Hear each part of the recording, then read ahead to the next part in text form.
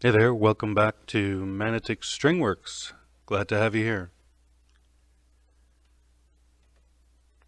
So please remember to like and subscribe for more video content. Well, here's a new guitar in the workshop.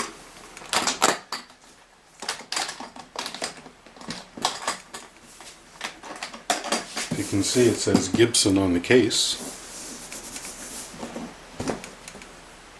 And what have we got here?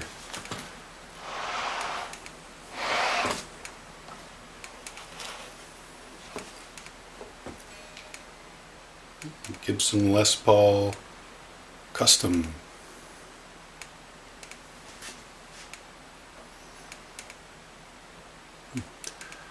Let's have a closer look on the workbench.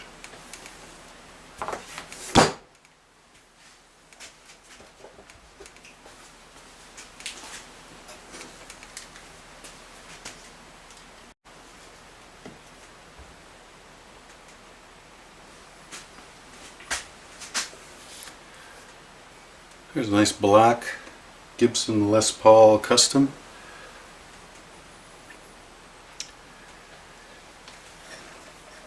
Brought here for a client to do some modifications to it, a setup.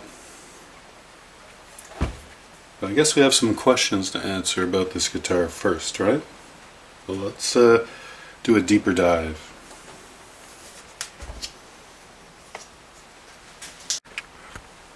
So how do you know if this is a real Gibson or a fake, a replica, a Chinese knockoff, a Chibson, whatever you want to call it? I mean, at first glance, this guitar looks really nice. Gold hardware, we have binding, we have block inlays. Looks like a Les Paul. So let's look at it a little closer and see what we can find. So we have a nice binding on this guitar, gold hardware, gold pickups, we have speed knobs. That's pretty typical, you can find those for sure. So if we look at the tailpiece and the bridge, tailpiece looks fine. The bridge, that's not very typical, I believe. It's more, you usually see a thumb screw with Les Pauls, right? Pickups, well, you can't tell until we open up the electronics cavity. Let's have a look at the neck. So we have nice block inlays. They look pretty centered. I'm not sure about that shape. But if we look at the binding, you look closely, you can see that we don't have the binding nibs, little plastic nibs that cover the edge of the fret ends. That's typical on a Gibson Les Paul. We don't see that here. So that's our first indicator that maybe this is not a real Gibson. Let's move along to the headstock. Well, that nut looks pretty plasticky and not well seated. Look at that, it's on an angle here. Come a little closer. Well, we can see that the nut actually covers the truss rod cover. So that's definitely not something Gibson would do, even in their worst days of quality control. So that's another sign. Let's look at the headstock. Well, the inlays look pretty good. Maybe that's not centered quite right, eh? That looks fine. Okay, let's flip this guitar over. Alright, so here's the back of the headstock. And if we zoom in here, have a look. So these are Grover stamp tuners. Now if they're real Grovers, I don't know. Very hard to tell. And then the back of the headstock has a serial number, made in the USA. Now that serial number would indicate a 2001, I believe. So 01. manufacture date. Let's go down the neck. Let's actually have another good look at the nut here. You can see not fit well at all. Alright. Neck joint looks okay. Let's open up these electronics cavities. Have a look inside.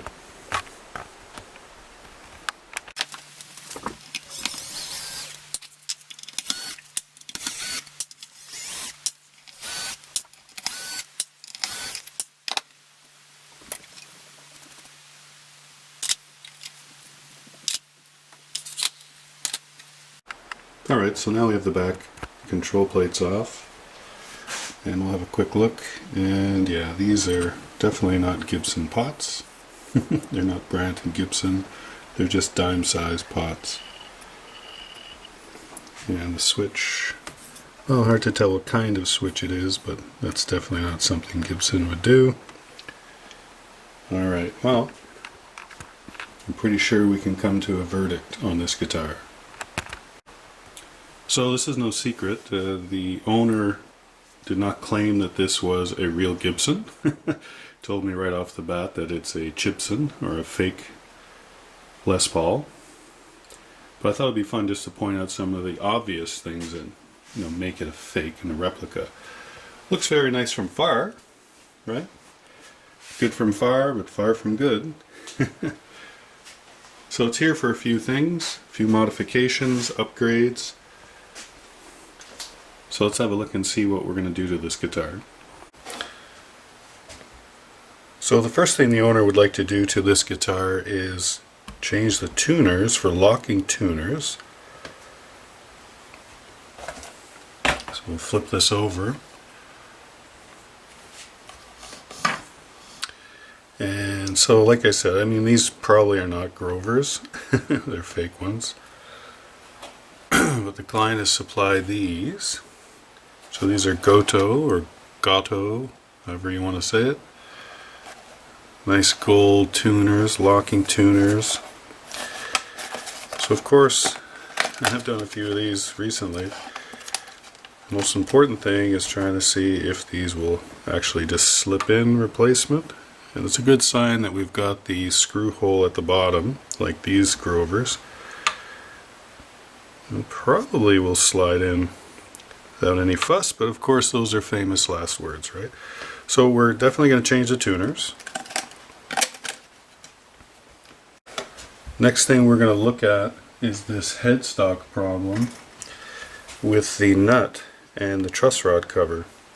So as I showed you earlier, the nut covers the tip, the end of the truss rod cover. It's like it was installed after, which is kind of odd.